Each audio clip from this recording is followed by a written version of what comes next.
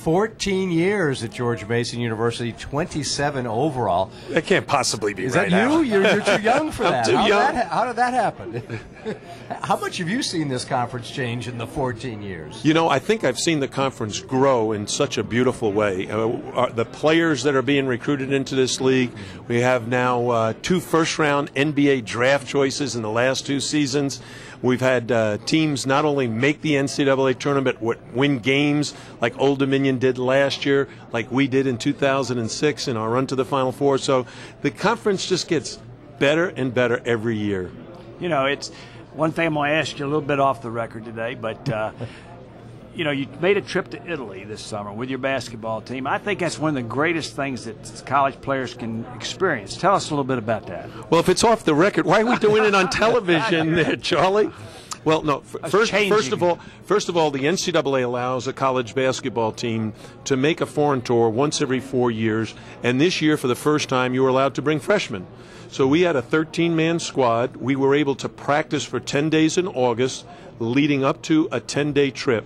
We spent 3 days in Rome, 3 days in Florence, 3 days in Lake Como.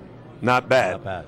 And we played 4 professional basketball teams and just had a great experience, an educational experience, a cultural experience, and an athletic experience. And the best part about it, we had a great time on the court and off the court. The players were able to bond.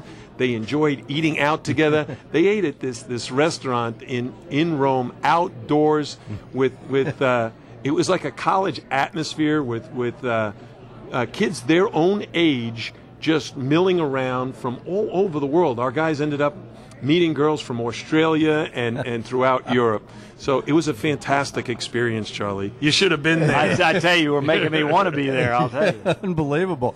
Now, last year, I guess it was safe to say, you know, there were some moments of brilliance followed by a lot of growing pains. Would that be safe to say? But this year now you have a much more experienced squad, bringing back most of all your starters, too, including a key guy in Cam Long.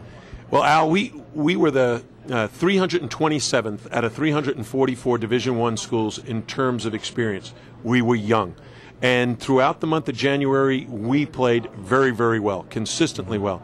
But when we hit February, competition was really a little bit tougher. We went on the road and lost some of our confidence. So we hit some road bumps. We did not handle those very well.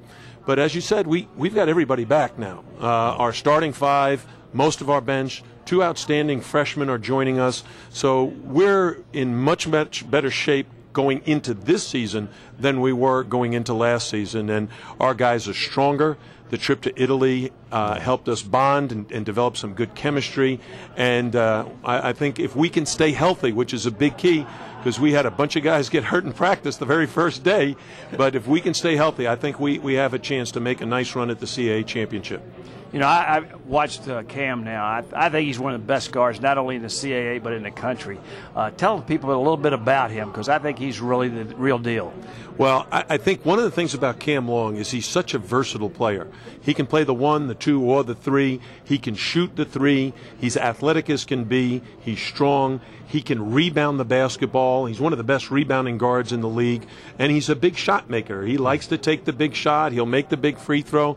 Last year, he had such a heavy burden on his shoulders because he had so many young players around him, and he really had to do too much. I think this year he's going to have his best year yet because Mike Morrison and Ryan Pearson, Andre Cornelius, Luke Hancock, Isaiah Tate have really grown into their roles and are much more confident.